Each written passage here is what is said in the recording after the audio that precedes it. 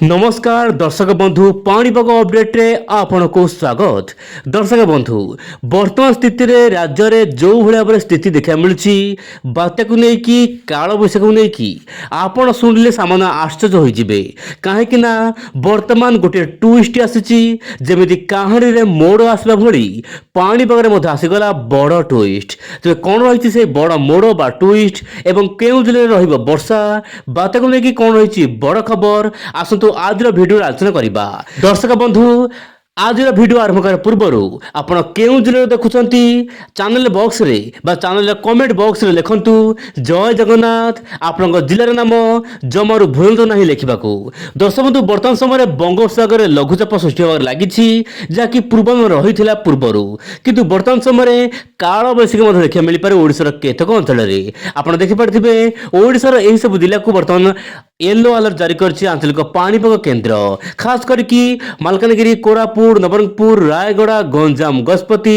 सहित कंधमाल कलाहांडी जिला को येलो अलर्ट रही सहित जगतसिंहपुर सहित उत्तर ओडिशार केतक अंचल सामान्य वर्षा रही पारे। एपटे बात्या को लेकिन हलचल बढ़ुची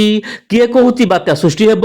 को मॉडल कहूँ बात्या सृष्टि हेब नहीं को मॉडल कहूँ फुरुसी जीव एमती अनेक स्थिति वर्तमान समय रही बंगोपसागर एवं आरब सागर रे। वर्तमान समय आप देखु वायु चलन को लेकिन बड़ खबर जहाँकि ओइनोडा चैनल माध्यम आप देखा पाँच वर्तमान समय। दर्शक बंधु आप जानते राज्यर केतक अंचल वर्षा होती सर्वाधिक वर्षा नयागढ़ जिले में ही देखा मिलूँ किंतु जहाँ भी हेले दर्शक बंधु वर्तमान समय तापमात्रा से बढ़ुना 40 डिग्री मध्य रोचे देशर विभिन्न अंचल तापमात्रा। एपटे भारत महासागर अति सक्रिय हो जाइए कहीं मौसुमी वायु आसवाई वर्तमान पाग अनुकूल होबार लगी कारण भारत महासागर गोटे लघुचाप केन्द्र सृष्टि होती सहित श्रीलंका उपकूल में गोटे घूर्णी बलय सृष्टि होती किंतु यह धीरे धीरे घनीभूत होगा चेष्टा करुच्ची। आप देखो मोबाइल स्क्रीन रे जार प्रभाव में जो रोचे तमिलनाडु सहित गोवा केरल आखपाख अंचल में मध्यम हल्का फुल्का वर्षा देखा मिल पारे। एपर जब आम देखा ओडिशार स्थिति वर्षा को लेकिन खास कर थंडरस्टॉर्म आप देखु हल्का फुल्का वर्षा रहा अंचल काल बैशाखी स्थिति देखा मिल पारे जमी मुझे कहली मालकानगिरी नहीं रायगड़ा नहीं कलाहांडी मध्य देखा मिल पारे किंतु जना पड़ी जहाँ 9, 10, 11 यही 3 दिन राज्य केतक अंचल वर्षा सामान्य अधिक हो पारे काल बैशाखी मात्रा सामान्य बढ़ी पारे। एपटे दर्शक बंधु ECM डब्ल्यूएफ मॉडल सामान्य बड़ आकलन करिछि आगामी दिन में बात्या को लेकिन। दर्शक बंधु ECM डब्ल्यूएफ मॉडल आकलन करुच्ची आप भल भाव देखु। दर्शक बंधु यूरोपर यही मॉडल वर्तमान पूर्वानुमान करने आरंभ कलानी कि बंगोपसागर सृष्टि होगा जाऊँगी लघुचाप श्रीलंका उपकूल सृष्टि हो लघुचाप यह धीरे धीरे सामान्य क्रॉस ओवर होगा चेष्टा करिवो। यह ओडिशा आड़ को आसीबो नहीं कि म्यांमार आड़ को जीवार आशंका नहीं यह तमिलनाडु पाखरे दर्शक बंधु लैंडफॉल करिवो कहीं भारत महासागर जो लघुचाप केन्द्र सृष्टि होइछि यहाकू वर्तमान सामान्य बड़ अधिक दौ नहीं बरम यह क्रॉस ओवर हबो कोठिकी ना तमिलनाडु देई सीधा सड़क आपन जो रहउछि दक्षिण पश्चिम आड़ को जावाक चेष्टा करिवो सामान्य भाव दक्षिण मोड़ हम आप देखु आरब सागर एंट्री करिवो एवं तापर यह सामान्य बड़ गोटाइब पुणी थे बड़ गोटाई यह अधिक घनीभूत हो दर्शक बंधु बात्या रूप नहीं पारे। दर्शक बंधु आप कहना चाहिए बात्या अधिक घनीभूत हो सिवियर साइक्लोन स्टॉर्म एमतीक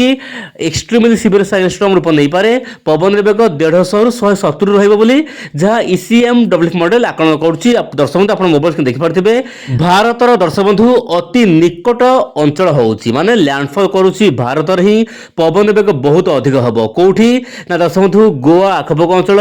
सहित महाराष्ट्र कर्णाटक में प्रबल मुसलधारे वर्षा है बोली जहाँ ECM डब्ल्यूएफ मॉडल कहूँ जदि यही भली हुए दर्शक बंधु ताहाले मौसुमी वायु को सामान्य ढिलो हो पारे बोली जहाँ वर्तमान समय सूचना मिलूँ एमतीक आंध्र प्रदेश हैदराबाद यार आखपाख अंचल में प्रबल वर्षा है से समय मध्य म्यांमार उपकूल में पुणी एक लघुचाप सृष्टि हो जहाँकि लघुचाप रूप नहीं डिप्रेशन पर्यटन जापे आप मोबाइल के देखिपे ECM रही उल्टा पल्टा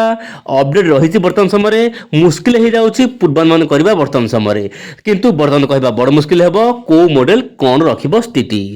दर्शक बंधु मुझे कही प्रथम ट्विस्ट बा कहानी मोड़ से मत जेपीएस मॉडल दर्शक बंधु गत सप्ताह है माने 7 दिन धरी जो अपडेट दौला कि बंगोपसागर बात्या है बहु भयंकर स्थिति हम ओडिशा उपकूल को मारी आस